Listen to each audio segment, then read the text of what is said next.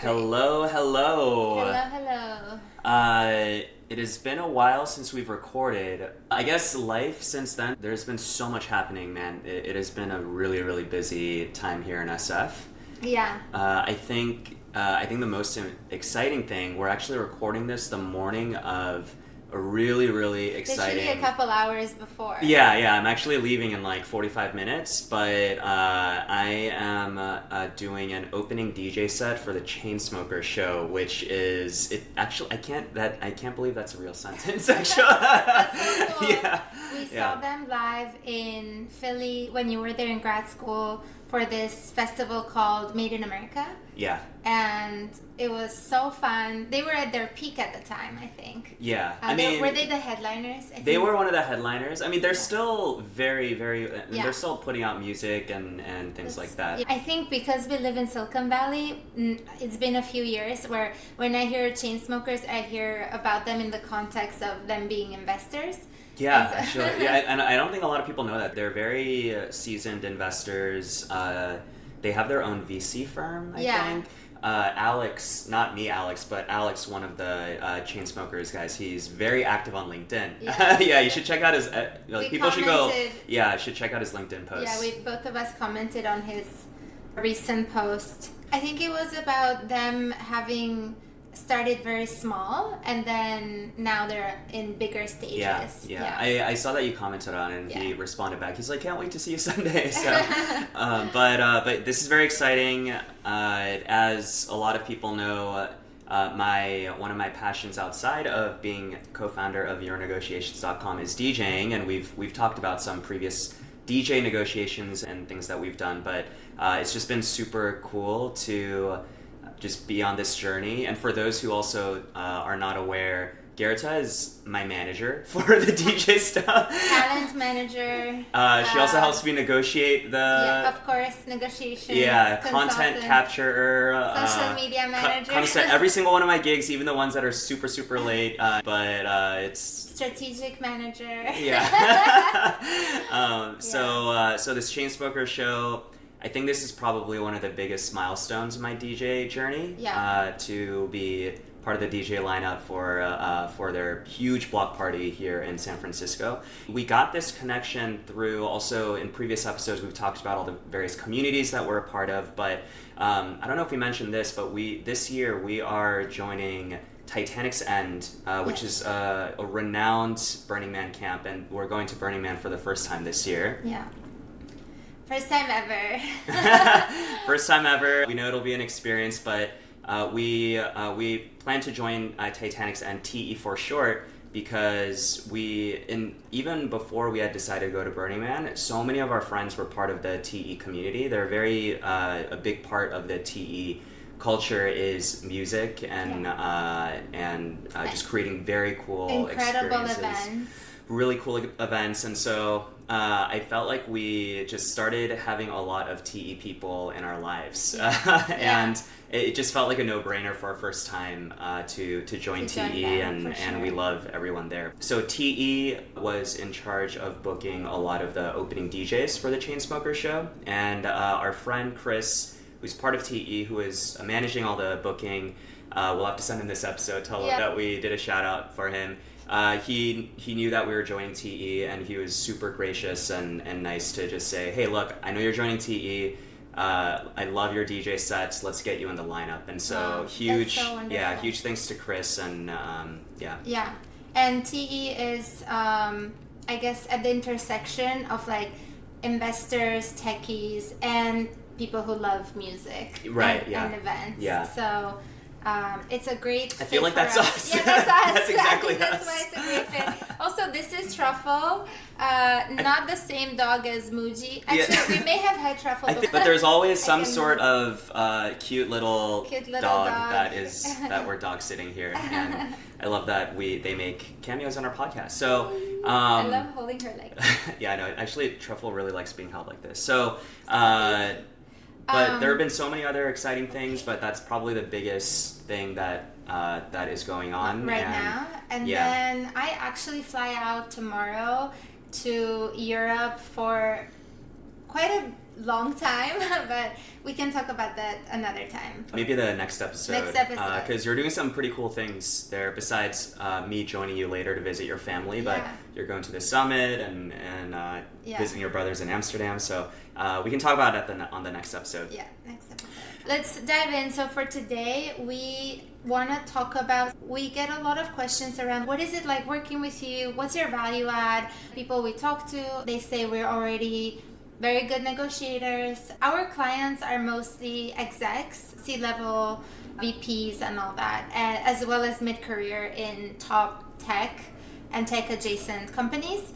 And they ask, what is it like working with you? What's your value add? And so we wanted to do a full episode on it so we can clearly explain what that is. Yeah, when we do Q&As or we get DMs on LinkedIn or people email us, they're actually very curious, what does a negotiation service look like, right? And whenever I take the initial calls, I'm basically explaining it every time, but we wanted to just really capture it here in this podcast, and maybe we could just send this episode to these people when they ask. And we're scaling ourselves. First I wanted to say that we kind of made this up. We don't know any other negotiations coaches, or we've heard of a few companies that do this, but this matches our general philosophy around negotiations. And a lot of how we run our business is based on first principles. So based on logic, not on any predetermined structure. Basically, before we started our company, I was informally helping people with negotiations. I just had a reputation for being good at negotiations.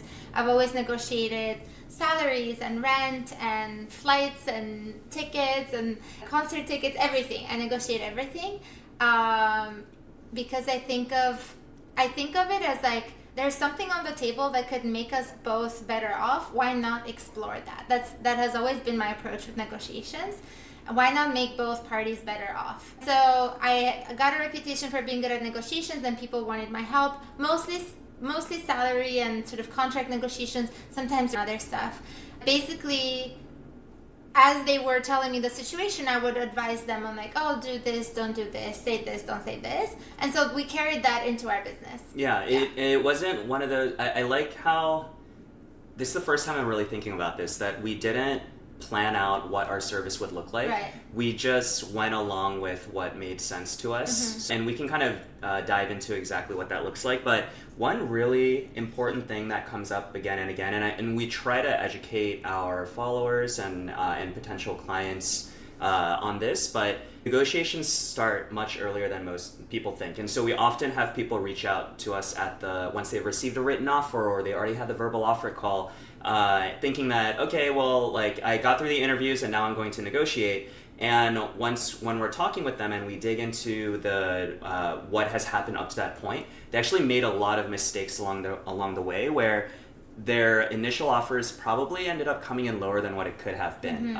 because of the little bits of leverage giving away that they did along the way. And so we always try to emphasize that the earlier we work with people, the better ROI that we get. Let's start from the foundation. So how does someone work with us, right? Okay, you can just email us. Our email is on our website. You can DM us everywhere, Instagram, LinkedIn.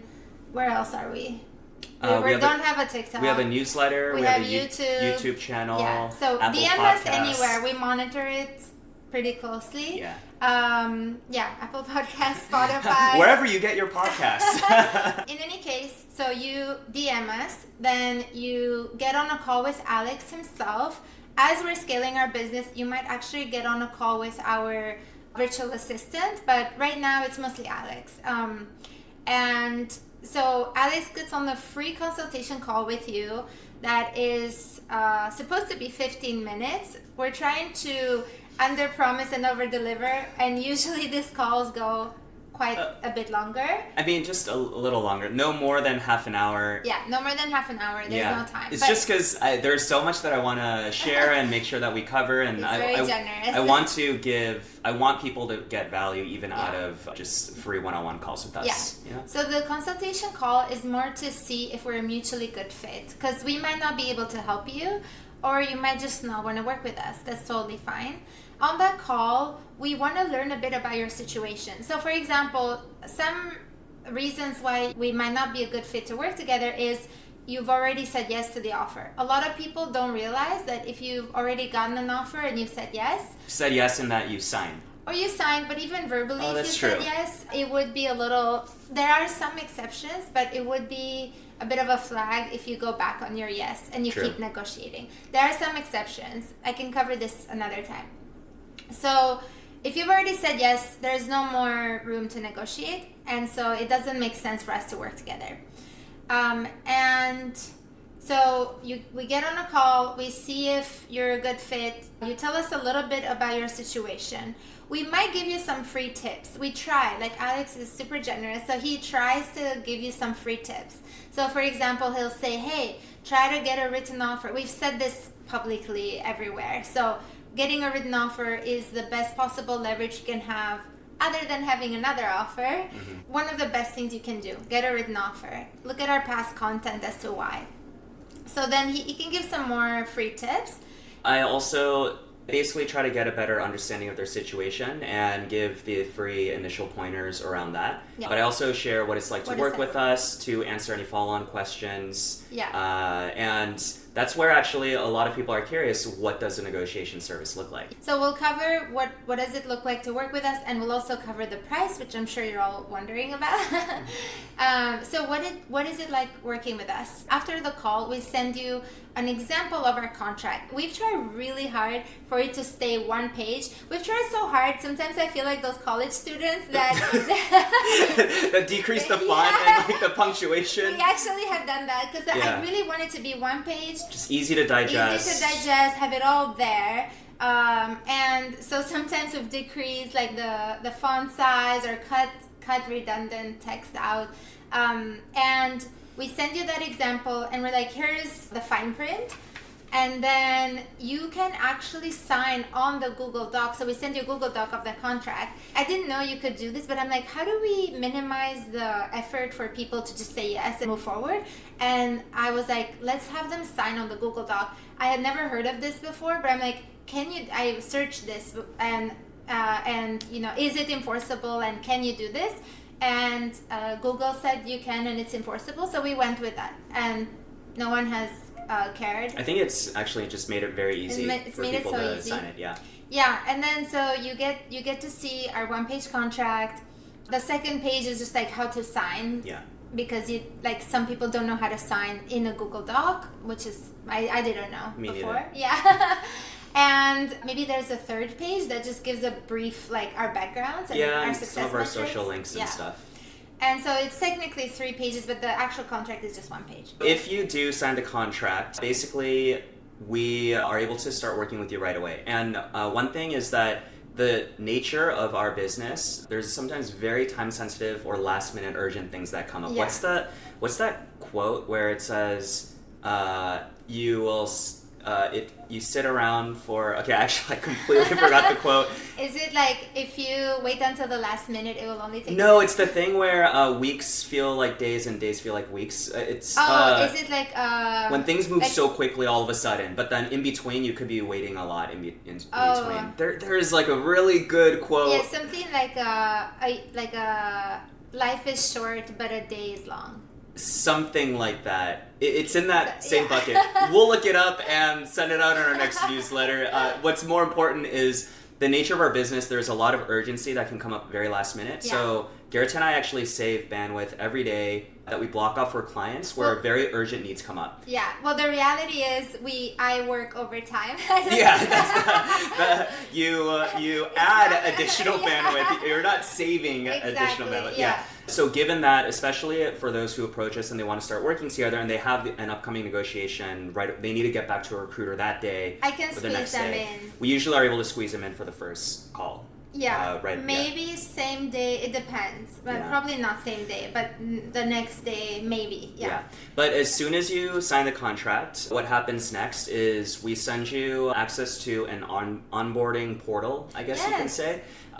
which includes, there's a survey that you fill out. It's a Google form. It's actually pretty fast to get through, but it's just for us to understand all the context of what companies you're applying to, where you are in the process, what your number or range is. It's okay for you to share your number and range with us, but you don't want to share that with the employers. Yes, right? And for clarity, some people might think, and actually I've heard some potential clients or clients say this, and like, oh, let me share with you the numbers because you might need this for your own business. And to be clear, we actually don't care about the numbers at all, because you may have heard us say this before, but we don't think market data matters that much in negotiations. This is one of our hottest takes. I want to go into this very quickly because I don't want people to think like, oh, they're just using us to gather data.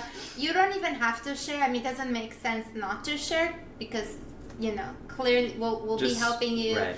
But market data is not important in negotiations because every company has its own compensation philosophy and every team has its own specific budget for that open seat at that given time. So they may need to hire for that open seat. They may need to hire very desperately because they might have a product launch, someone quit, the team is struggling or whatever, or they might just not have enough budget because it's a tough market. So market data does not matter. You can go to the team and say, hey, I did all this research, this is how much I think I should be paid, and they're like, well, we have our own budget, basically. Yeah. And for context, I used to work at salary.com where I was advising companies. I was on the sort of the other side, but other side, where I was advising hundreds of companies on how to pay for specific roles. And this was like from government to tech and all types of companies, all types of sizes. And a lot of them would be like, I see how much the market is paying, I want to pay this much. Yeah. So just overriding whatever we were recommending. So we don't benefit from you sharing your market data or your research or your current or past salary or your offer. We don't care pretty much at all. We do care in terms of figuring out how much we increase it, obviously. Right. We'll get to that in a bit. So you go into this portal.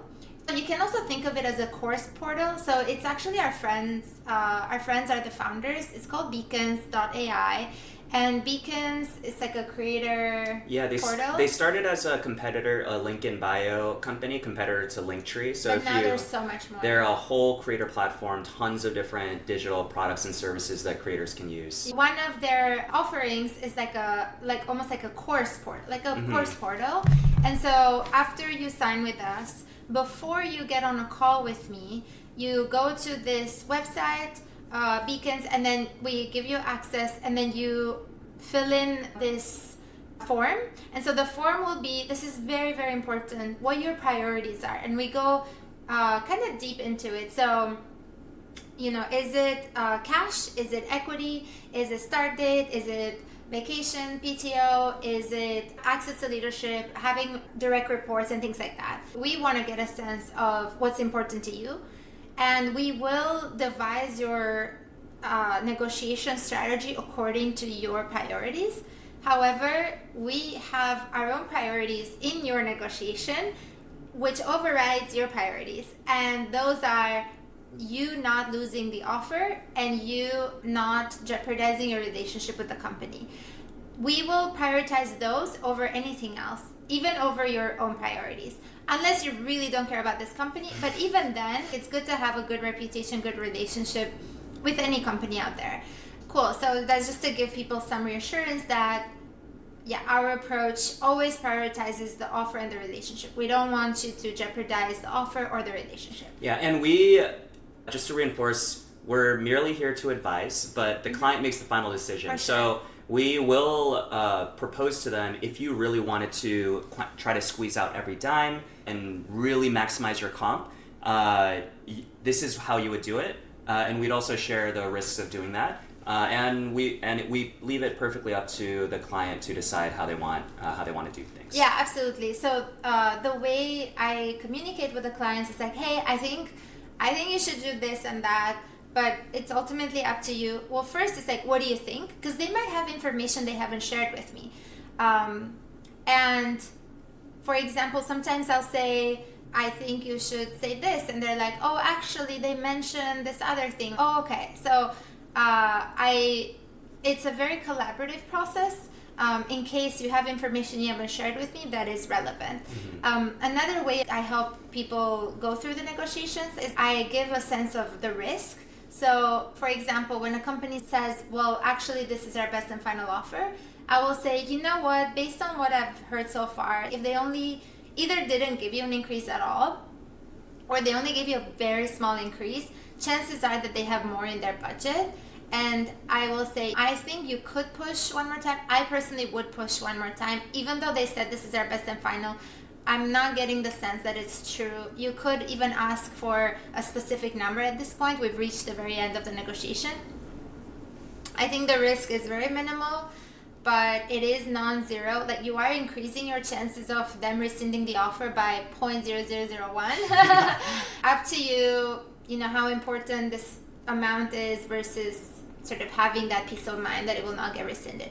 And that's not only I want them to have ownership over the decision, but it's also a very personal decision, because some people haven't been finding the right job for a long time, months if not years, with this current hiring environment, and they might really need a job and they don't care about extra couple thousand or couple tens of thousands, or just want to get the ball rolling. And that's why it's a very personal decision. I will never pressure you to do one thing or another. I'm only here to advise, like you said. Okay, so you sign the contract, you go on Beacons, you fill out the onboarding form, and the onboarding form, like we said, is what your priorities are, and there's also what has happened with the company.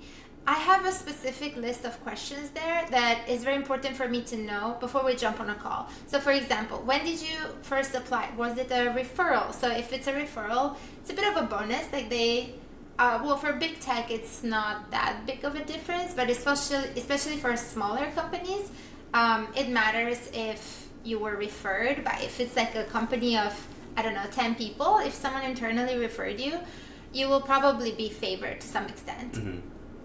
Great. So we need to know when you applied, were you referred by anyone? How much time passed between when you applied versus when they reached out? I want to get a sense of sort of the timeline, and it gives me a sense of like how desperate are they to get you, how much they want you, how much do they, and how quickly do they want to hire for this role, and things like that. What other questions do we ask? We also ask details of the companies that they're applying to. I think we covered it all. We covered it all? Okay. Yeah. We also ask if they've received a verbal offer, a written offer, when they received it, if they did, how much was it, when's the deadline if there is one, do they have other offers, do they have other companies they're talking to, all the details of those other offers and companies they're talking to. So for us to get a holistic view of it, I used to take this information in on calls, but I like giving people the space to sit down and fill those out so that when we get on a call, we can have it be a more productive. So after you fill out the form, we actually have an entire module, bunch of videos that we actually only share with clients. And these videos cover our negotiation process, our tactics, strategies, and the logic and the thinking behind them from beginning all the way till the end. Yeah. So after you fill out the intake form, we've prepared a few videos as an effort to scale ourselves, but also so you can get this information on your own time at your own pace, and you have it there if you want to go back to it again and again. So it's a win-win for all of us. So the videos are basically what is our negotiation philosophy, and sort of TLDR right now is we think of negotiations as should be very collaborative and creative. And we very positive.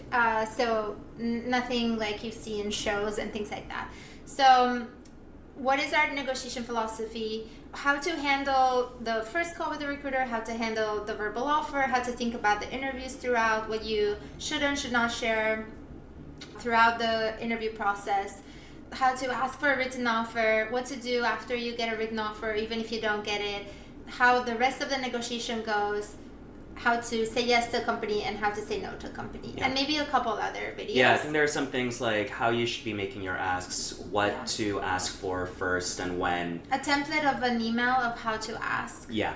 Yes. How to handle the calls, any calls, and things like that. And again, this is even after our work is done. Our clients will have access to this. They can refer it back to this for future negotiations. It's just for their own learning. When we work with clients, we want to leave them better off, I guess, in perpetuity. Not just, hey, we're only here to help you right now, but we want them to just improve as negotiators and bring that into their careers, their next jobs as they progress in their professional lives. And I think the interesting thing is that when we help people with their negotiations, we have noticed, and we've given this feedback from our past clients, that they gain more confidence in all areas of their lives, which is so rewarding for me to hear. It's so much more beyond their job offers or their promotions and their professional lives, but beyond, even in their social lives. Yeah. Very quickly, I know people would be willing to pay for this because we used to sell a course where there was really no one-on-one calls with us, just our content. But I'm curious how much people would pay for these videos where they're interactive. It's Alex and me. It's like this. Like, hey, how would you handle a verbal offer call? How would you handle the first call with a recruiter where they insist on asking you what your preferred salary is and things like that? And so we have those videos. I think it's around 10 or 15. And I'm curious how much people would be willing to pay for that. Yeah. I would want to add to that at least a half an hour call with me in case they have any specific questions and anything that's tailored to their specific situation that we can help. So I'm curious if having access to those videos and a half an hour or an hour call with me, how much that would be worth for people. Cool. We didn't get to what it's like working with us. So after people watch the videos, they get on a call with me. It can be, depending on their sense of urgency, it can be, like we said, sometimes same day. That's very unlikely because our schedule is so booked. But if it's super urgent, I will get on a call, sometimes very late at night. And then most typically it's the next day or next business day. And then we get on a call and then we just go over sort of the situation and make sure I understand what they're going through, what has happened, what has been said and done. And then I help them sort of devise their negotiation strategy. I explain how the big picture, how it works with the companies in general and how it works with us. And then we get on as many calls as the client needs. I ask them sometimes to forward me emails if they want to. It stays fully confidential. Of course, it only stays fully confidential. The numbers, the companies, everything. We are very privacy and security focused. And the reason why I would love to see, let's say, emails, they don't have to, but it's because sometimes the client will say something like, oh, they said we don't negotiate our first offer. And then when I see the email, it says, we don't negotiate the base salary. So the client heard it as we just don't negotiate the first offer at all. But the sort of the fine print is actually that they just don't negotiate the base. But there's so much more beyond base salary. Yeah. So I like seeing the actual interactions with the company, emails, texts, things like that, or thorough notes of their phone calls. To be clear, I don't negotiate on their behalf. I'm just in the background. The company doesn't know that they're being coached by a negotiations consultant. But sometimes they even ping me live when they're on the calls. This has happened a couple of times. They're like, I'm on the call with a recruiter, and they said this and this. Like, what do I say? And sometimes if I'm not on another call, I can coach them sort of live. You're like the coach on the sidelines where they're literally playing the game. Yeah. That doesn't happen as much. We want to prep you to handle this on your own. Throughout the process, they will send me emails, texts, we get on calls, I send them templates, I give them pep talks, and half my job is they're like, I haven't heard from them in a few hours, am I going to lose the offer? And I'm the therapist. Don't worry, this is very common, it's probably a tactic, or they're very busy because they're trying to get alignment from or approval from the compensation team and things like that. And it's helpful for clients having that reassurance, because you have seen this situation so many Hundreds times with other clients, but for that client, it's the one job that they are negotiating, or maybe just a couple of jobs that they're talking to. So they're seeing it in vacuum while they are in the game, whereas you have seen it outside, standing outside of the court. Now, the sports analogy is, I'm really stretching it here, but so when you say, my part of the job is basically being a therapist, but we found it very valuable for clients knowing that they get reassurance from someone who has seen it so many times. I've been surprised. Now I get it, but at the beginning I was like, of course they're gonna take a few hours to not respond to you.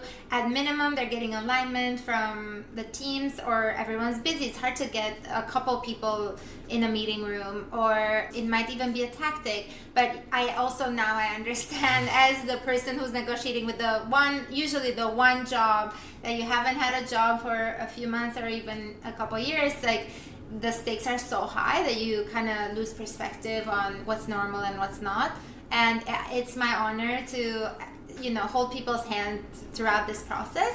To me, it seemed like such a low value add, but we've gotten so much feedback on thank you for being there for me when I was the most stressed out ever, or I'm sorry I freaked out. I'm like, don't worry, literally most, if not all of our clients go through the freak out phase because the stakes are so high. And then let's say, for example, they say, the client will text me or call me or email me and say, I got on the call, this is what the recruiter said or the hiring manager said, what do I say now, what do I do now? And so I propose some language or strategy. We sometimes go through drafts together. I say, here's what I propose, can you fill it in with your own language, how you say things, I don't want it to sound like me, here's how I would say it. And then get it back to me, because sometimes they might add a sentence or a word that might raise a bit of a flag. So things like, I'm not comfortable sharing this and that, and I don't like that phrase, I've said it multiple times. I think it makes people feel defensive, and they feel like they made you uncomfortable. So when I see things like that, I'm not comfortable, I think you should rephrase this to another way, or here's a proposed way. And so I take a final pass at things just to make sure it's sort of crisp. And again, I'm only here to advise, and this is my proposed draft. You can do whatever you want. And then they go and sort of execute. We see negotiations as a marathon, not a sprint. So there will be multiple rounds of negotiating. And then I'll be there along the way the entire time until they sign. And then they sign. We ask for a copy of the signed agreement. We ask this of everyone, just to not have any favoritism or anything like that. And the reason we ask for this is because of our pricing model, which is currently we take a flat fee plus a success fee. We used to do a success fee only. Last year we had a success fee only model. Now that we have more demand, that doesn't work for us anymore. Also because we are putting in a lot of time into these negotiations, and people are learning. So first, it's good to be compensated for your time. Right. Second, people are learning about negotiations, even if they don't increase their offer, which has happened very rarely. Third, I've noticed that clients who, when we had a success fee only model, they still wanted to pay, because they could tell we were so dedicated, we spent so much time and effort. And sometimes they Venmoed me hundreds of dollars, and I was like, no, I returned it because we agreed to only have a success fee model. We didn't increase their offer, it's fine. But I could tell it didn't feel right for them. And then eventually, as our business grew, we just don't have the bandwidth to do success fee model only anymore. It's a good place to be in. Yeah, I think it's definitely a good signal when our clients, they want to pay us more than what we ask for, and they're really insisting. We're like, we should probably relook at this pricing and just make sure that we make our service valued and priced that's commensurate with what the client felt like they got out of it. Yeah. And they Yeah, I think we changed it once a client literally Venmoed me hundreds of dollars, even though we only had a success fee model. It was a tough case. She had given away all her leverage, and she signed with us very late in the process.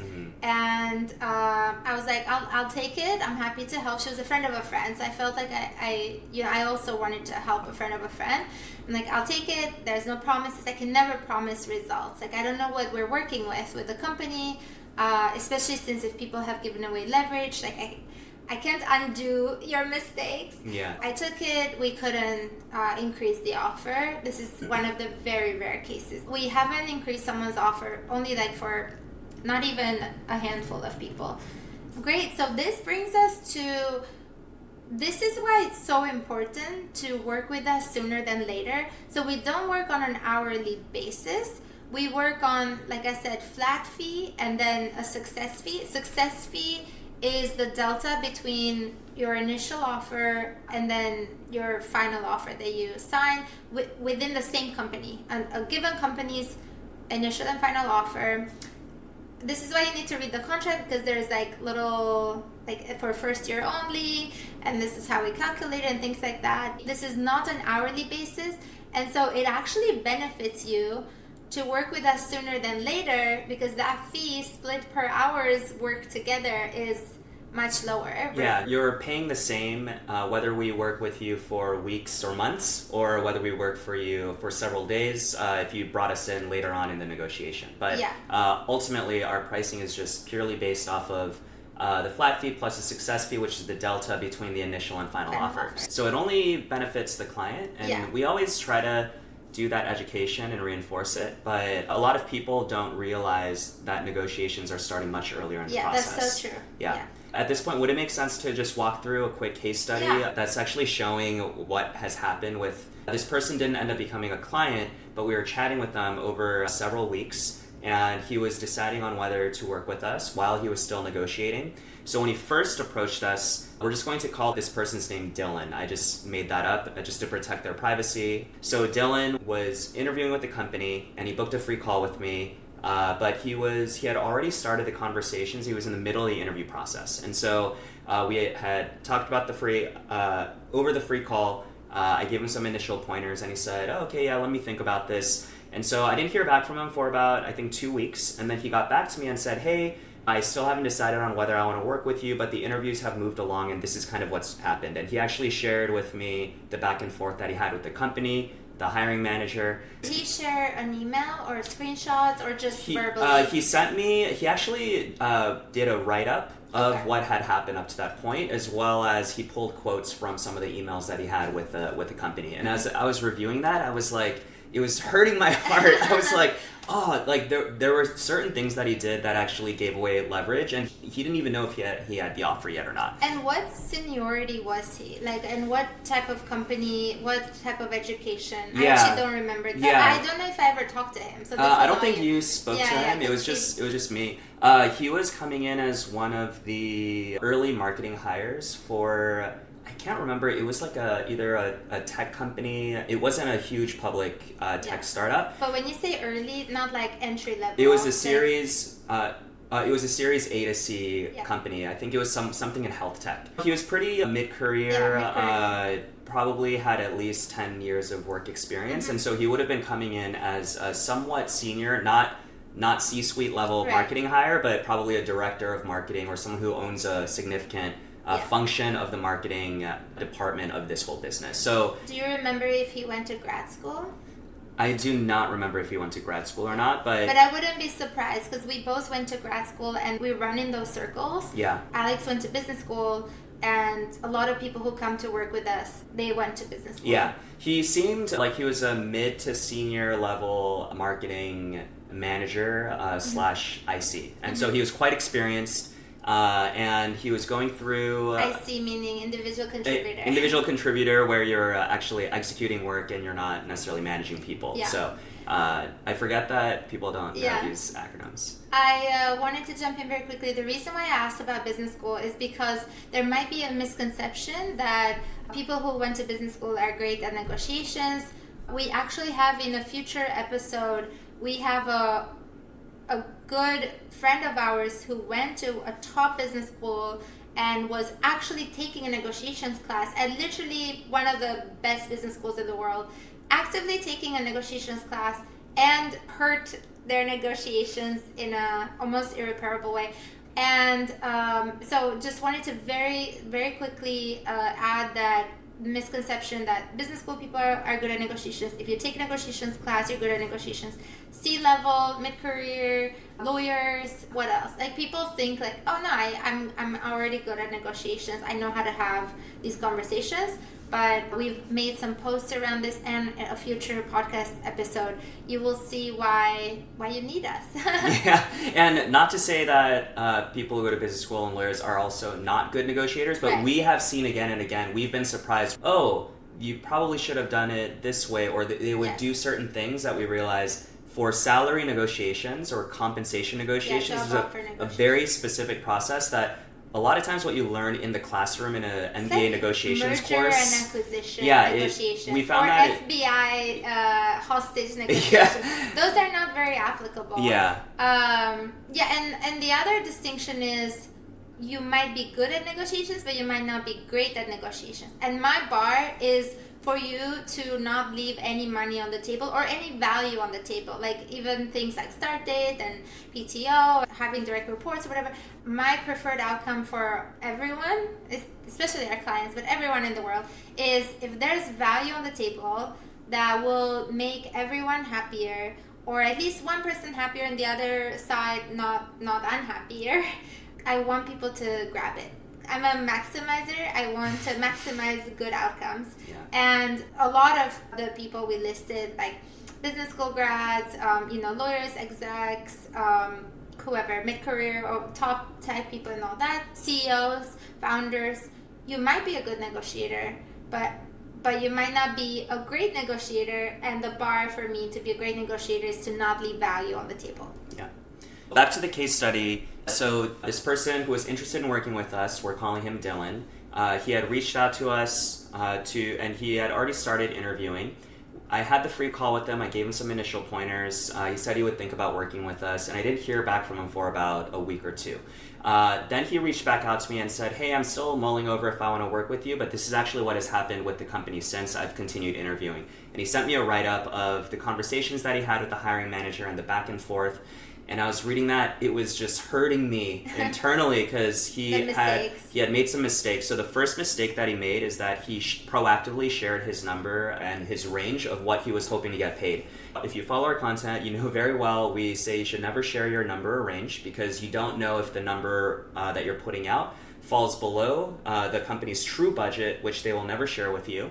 And if it does fall below, then you've left money on the table. The company is now like, Dylan is willing to get paid less than what we actually have. We have buffer to we don't have to pay him much more than that. But if you throw out a number or a range that falls above their true budget, you only introduce risk that they think that they can't afford you or that there's a misalignment or a misunderstanding in the role. You're adding potential seeds of doubt on a company's end if you're the right candidate and if you're the one who should get the written offer. Or you might come across as entitled. Right, exactly. You could seem entitled, especially depending on how you communicate it. And actually, what was really interesting is that this person, Dylan, he actually had a relative who was working at the company, and so he was already back channeling with them on how that relative's negotiations went, and that relative had shared with him that so the relative made a mistake that we advise people not to make. Yeah, and this is exactly what he said. Hey, my relative told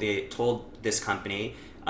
He proactively said, I can't accept the job for less than X dollars, and he threw out a number, so he was sharing his number or range, and the company instantly agreed to it, and then the relative was just kicking himself. He said, oh my gosh, I probably could have asked for more. Yeah. And so this is why you don't give a number. This is why you don't give a number, and it was a huge regret on that relative's side. He accepted the job, but he was always thinking, was there a lot more on the table that I could have got? Yeah. So you don't share a number or range. But then Dylan, the one that I was talking to, he also shared a number or range Maybe he went higher, but we don't know what their budget we don't was know for if this role. If it was like 2x that or something, right? And so that was one mistake he made. If we had started working before, we would have coached him on how to actually avoid sharing a number or range. At the very least, we would have told him, don't share your number or range, and here's what you can do instead. And how to avoid it. Yeah. So that was the first mistake he made. And then the second thing he did, and we spoke about this earlier, is that he gave me a play-by-play of the back and forth on the conversation.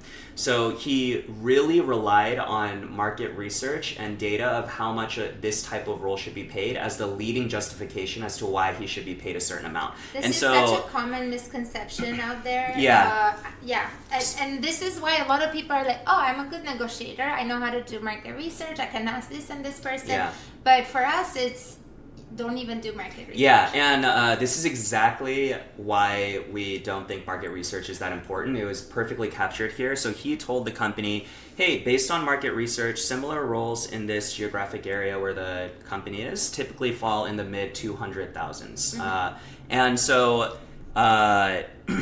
we often say market research is not that important because, first of all, the companies almost always have better data than you. They subscribe and pay for... The company always has better data than you because they can afford to pay for employer-reported data. Whatever you are looking up on wherever, Google, Levels, Reddit, that's employee-reported data, and it's not nowhere near as accurate. Yeah, and but let's say in a hypothetical scenario, you actually, as the candidate, have the perfect data. You know exactly how much a role should be paid, and as we had said earlier, if you bring that into the negotiations, a company will always be prepared to basically just invalidate what you say. They say, oh, thank you for doing that research, but here at our company, we have a unique compensation philosophy. This is how we get paid. Or we don't have enough budget to pay that level of right. So we don't need to fill this seat as urgently, and so we don't have to pay that level. Yeah. So they always have something like a comeback, canned responses to basically just not have the market research play as a factor in the negotiation. Yeah. So all that work that you did actually doesn't really matter. And with Dylan, this is exactly what happened. So he brought his market research. He said, based on market research, this is how much I think I should be paid. And the employer responded with, so we're a young startup, so we pay less than market, and none of our leadership team is even in that range that you proposed. Like it's nowhere near that range. Yeah, and then what they countered with is, hey, let's instead come up with KPIs that a bonus could be hinged on, and then let's rely on maybe performance-based components to increase your compensation. But this brought into discussion now a lot of his comp will be only if he meets targets. It wasn't about guaranteed things that he can lock in during the job offered. And so all of a sudden... It opened a can of worms. Opened a can of worms. How did we even get here now? Like, a lot of my comp is going to be performance-based, and that wasn't even in the convo, but that happened as a result of him bringing up this whole market research thing. And I also see in your notes here, because I wasn't in this call and you were in the call, so he came in with, my market data shows I should make mid 200, so let's say 250, right? And they were like, no one in our company, even leadership doesn't make that much. We were thinking about 140. So 110K less. Yeah. He was so far off. Not that you can still bring it up. We have helped people increase their initial offers by up to 550K on top of their initial offer. Total comp, not base. But of course you can bring it up, but just that there's such a big gap between those numbers. Yeah, and so if we had worked sooner with him, and if he really wanted to go the market research route, we probably would have advised him that it's actually not that important. It can unfold in such as the way that it actually unfolded. And we could have told him instead, actually the best leverage you can have is having other offers, if not other offers, other opportunities that you can very tactfully bring into the discussion to make sure that you're at least keeping the employer on the edge of their seat, that they feel like that they are not your only option, that they need to fight for you to actually close you as a candidate, and all the other things to increase and protect your leverage along the way. And ask for a written offer, or don't give away your leverage. Don't use that time that you used on market research and talking to your cousin. Instead, use that on getting calls with other companies. Yeah. So, can you give the spoiler, which is... Oh, yeah. So the third, I guess, mistake that he made that we would have coached him not to do is that he was doing all these negotiations before he even received the written offer, and in fact before he received an offer at all. And because he started having these conversations throughout the interview process. A company will often try to pressure you to have these conversations, but we have a whole approach on how to very tactfully deflect navigate it, still keep the company extremely interested in you all the way through until you receive the written offer, which is the point at which we will help clients start negotiating. But he started having these discussions early on. There was a lot of kind of horse trading, kind of back and forth encounters and all this stuff. And long story short, the company ended up passing on it. He didn't get the offer. We don't know. We don't truly know the counterfactual. Like and they went with another candidate. He wasn't the preferred candidate. But I bet as they were trying to get a sense of his salary and kind of tactfully pressuring him to give away the numbers, he may have felt like, this is trending towards an offer. Like, I'm a preferred candidate or one of the preferred candidates. Right. And then he doesn't even end up getting an offer. Yeah. But I can see their perspective too. If I had to guess, it really factored in where he comes in with, I want 250, and then them offering 140. Even if they went to 160, 180, they're like, it's such a big gap between what he had in mind. He will come in, kind of be unhappy, still look for other jobs. Or he just like try to bluff or try to strong arm us into giving him such a insane number compared to what they were anchoring. And I can see the company being like, he's not gonna be happy here. Yeah. So that is why when we work with people early in the process, sooner than later, we are helping them navigate how to make sure that you're not giving away leverage and you're protecting your leverage and deferring the negotiations to happen at the written offer stage. So many other little things that one may not realize are happening throughout the interview process, and we make sure that you avoid all these landmines, that you get through it in a way where you're fully intact and primed to get the highest comp increases when really the meaty part of the negotiations start. Yeah, and one sort of quick fun fact is that I can see the mistakes people make when they negotiate with companies, sometimes by observing how they negotiate with us or how they interact with us. So the fact that you got on a free call, we're already offering a lot of value, and then he emailed you after we send the contract and be like, oh, here's where I'm at, and can you give me more advice on this? I gave him some more. Yeah. We don't want to sort of have people think that we're not happy to. Well, we are happy to help, but also we're very time constrained, so sometimes we will not be able to help. We also don't want to. We cannot help unless we know all the details. So we genuinely on these calls, we're not trying to hold our cards to ourselves, but we genuinely cannot help you without knowing your priorities. Everything that's happened, like I said, the intake form is when did you apply, how quickly after you applied, how soon after you applied did they reach out to you, and a lot of detailed questions like that give us a sense of sort of your leverage and how badly they want you and all that. But what I was gonna say is he reached out to us even though he got the free call, and usually you go to at least like around 30 minutes, got a 30-minute free call with us, then sent a long email with a lot of details, basically getting more free stuff. So if I had ended up working with him, I would be looking for, he comes across as entitled, and I would be giving him advice on like, hey, make sure you tone down your emails a lot, like be extra nice on calls and emails and texts, all interactions with the company, because we don't want them to even remotely think that you are entitled. And I say I'm a very direct communicator. I would say it like that. Hey, we don't want to seem entitled. Make sure to soften everything by like 3x. Yeah, and we kind of if it seemed like we sort of tore into this person, like we hold nothing against it. It's a complete personal decision on whether people want to work with us or not. We're just sharing, if you do want to work with us, the benefits of why it's beneficial to work with us sooner than later. And I think I did have some email exchange with them even after, and he's still applying. I just saw it unfold before my eyes, how detrimental it was for him to not work with us when he was interested, but continue to delay it. And then I just saw these things happen that he basically kind of doomed his negotiations with that one company. But best of luck to him. If he does want to work with us, like that's awesome. We can make sure that I don't know anymore. Yeah. Yeah, I'm joking. Okay. We turned people away for just of a vibe. I think it's some people will negotiate with us too much, and I'm like, I actually don't want to work with them.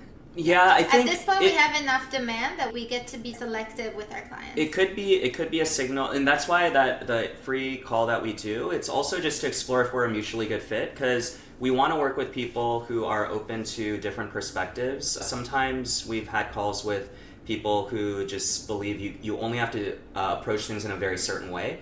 And I will sometimes think, is this person actually coachable, and can they trust us to allow us to kind of insert a different option of how to approach talking with the company. If they won't do that, we would do our best, but sometimes we do get that sense.